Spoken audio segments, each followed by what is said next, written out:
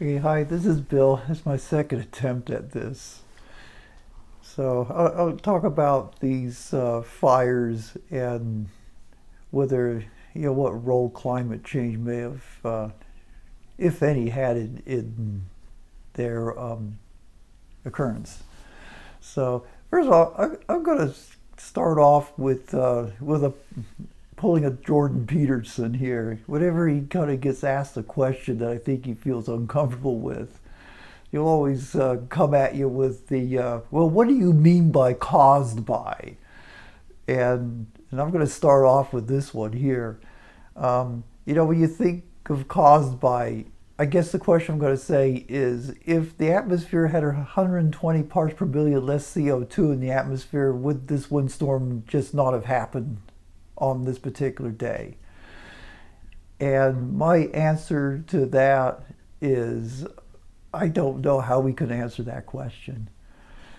You're dealing with two issues here. One of them is the climate change aspect, which is basically a long-term running average of what weather is doing.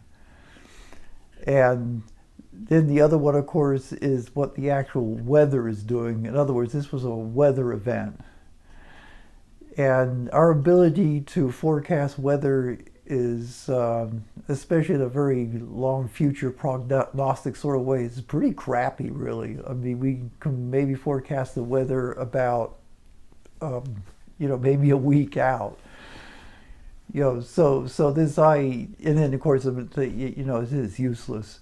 So these models that we use for weather forecasting rely very heavily on satellite data in order to basically establish the initial condition of winds and humidity, temperature, and all the various things going into these models, which are actually pretty sophisticated and complex. And then you run these models forward in time without any help from new satellite data, and basically make a weather forecast. And as I say, the models do okay for a few days into the future, but they don't even bother running these models past 2 weeks because it's just utterly useless. And what this says is that we don't really understand the weather very well, at least in a prognostic kind of way. And I contrast this to, say, orbital celestial mechanics, where we can very accurately predict where Jupiter is going to be in relation to all the other planets in the solar system, hundreds of years into the future, and we're going to get it right. So this is one of the challenges you're dealing with. And then the other thing, I've heard people say that, well, this was a climate event. And I kind of was thinking, well, what do they mean by that? I mean, because I think of a climate event is something that would radically change the state of the atmosphere quickly. Like as I say, an event, like an asteroid hitting the Earth or a volcano. And here's where my curiosity kind of went a little wild here. We actually did experience a climate event at the beginning of 2022 on January 15th. And I'm going to show an animation from a satellite measurement I work on. And that is that on that day, an underwater volcano placed a ton of water vapor into the atmosphere. Actually, to be more precise, like 150 megatons of water vapor into the stratosphere. Water vapor is a pretty powerful greenhouse gas, so I would say, yeah, that's a climatic event. Certainly on a scale much more rapid than say our gradual increasing of CO2 emissions due to fossil fuel burning. And I'm not saying that that the latter is not important, but it's not a sudden event. So anyway, here I'm going to run a animation that I produced from our satellite data, and this actually uses some kind of weather forecasting type assimilation principles, where we take all the winds and temperature and so on that have been optimized based on all the satellite measurements, and then I use these winds to move parcels of air around from our satellite measurement. We're measuring water vapor fairly relatively infrequently in time and space on a global scale. So now you want to fill in all the gaps in space, and so that way you can kind of get a nice complete picture of what's going on. And this actually shows the result of that model. It starts at the beginning of 2022. 15 days into this, you see the volcanic eruption, and then it shows the evolution of this water vapor basically for the next 2 years until the end of November of 2024, because that's all the data has been processed up to for the Goddard Mira data analysis with the winds. So as this stuff becomes available, I can keep updating this model. So here's the animation. Okay, this shows the water vapor. You'll see a white spot appear and then move to the west, and that's the actual volcanic injection of water vapor, and it's white because there's a lot of water vapor going in all at once, and then it starts to get dispersed and spread about. What is shown here are actually 9 altitude levels between about 25 kilometers, probably up to around 40. And then you just see the water vapor be moved all over the globe as this water vapor spreads and disperses out. This volcano did occur in the southern hemisphere, so that's where the water vapor tends to hang out at first, but it will then spread to both hemispheres. And basically we added 10% water humidity to the actual entire Earth by doing this in the stratosphere. So one of the big scientific questions is actually how is this going to stuff get flushed out?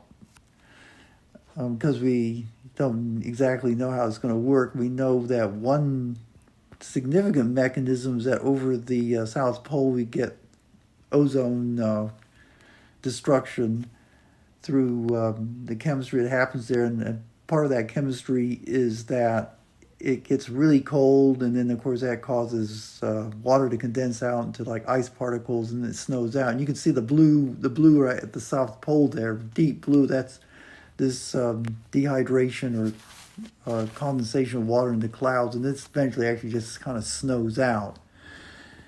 So that actually is helping to remove a considerable amount of mass.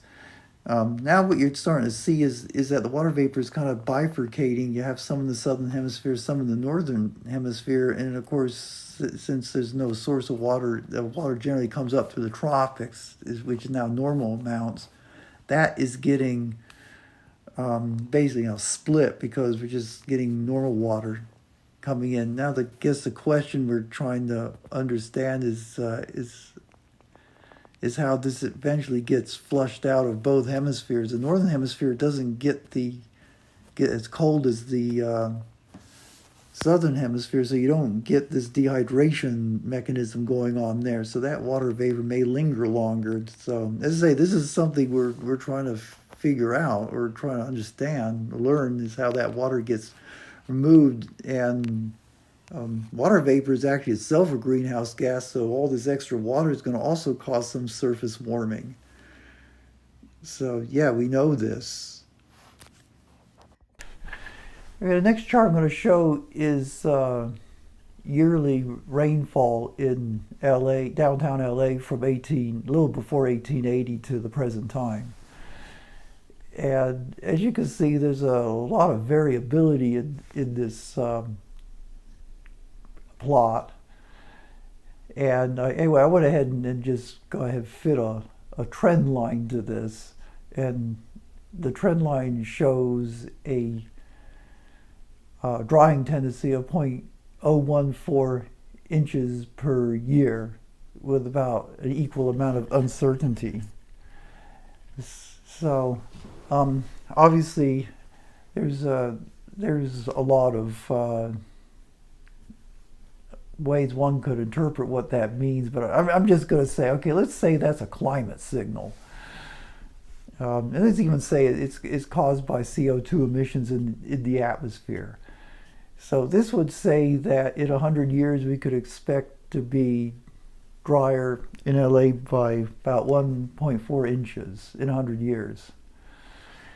So the thing is that once again, the climate aspect of this is basically that trend line. The weather aspect of it is, is the variability of that line. And it's understanding how those are connected is, I don't think, is very well understood. I mean, one of the factors that contributes to this, of course, is whether you're in what they call a La Nina or El Nino phase. El Nino tends to make it wetter here, and La Nina tends to make it drier, though that correlation is actually not super great. And I'll illustrate what's happened in the last 3 years, actually since this volcano erupted. In 2022 season, we actually had a very wet winter here, and there was we're not even in an El Nino phase at that time. So, so it was kind of unusually wet for that. The following year, we did go into an El Nino, and we had another wet winter. Although not quite as wet as the previous winter. And then, of course, this winter, start of the 2025 season, it's been incredibly dry. Although this season's not done yet, because most of our rain tends to come in January and February and sometimes March. So we'll see what happens. But anyway, obviously this incredible dryness contributed to why this fire got so out of control, because you had two basically wet winters which allowed a lot of brush and stuff to grow and get thick, and then of course it gets dried out in the summer, and now that we have a very dry winter at this point, and then we get these really hard Santa Ana winds combined with that, and then there was almost certainly a human element in there. I think at least for the Altadena fire, I think the current thinking is that it was a failure of an Edison power line set this one off, and so we had a pretty disastrous result. And I just don't think the understanding is really great between what climate change is going to do in terms of weather. And actually, there's a clip from Joe Rogan, which actually I think has a lot of wisdom to this. And I think he's really pretty spot on with this, and I'd just like to share this with you. A lot of horseshit that's involved in climate change, for sure. I've studied that, and I've had many discussions over the last 4 years. The problem with anything is that once a narrative gets established, and then there's a profit attached to the solution to that narrative. Yes. And that's green energy and green energy bills, and there's businesses that are wrapped around there. And then there's also this fear that they love to pump into people about climate change, that they terrify the shit out of young people, that we're going to destroy the world, and climate change, you must act now. And then you become beholden to the political party that is espousing these ideas, and then your enemy is the deniers of this science, even though you don't even understand the science.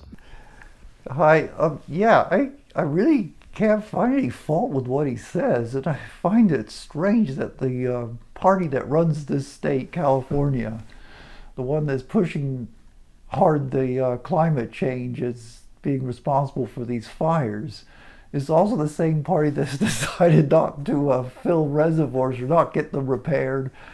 It also has taken out dams so that way we'll have less water storage capacity when the part of the climate change science that we believe we do understand that there will be a general warming of the earth and possibly more frequent droughts is coming.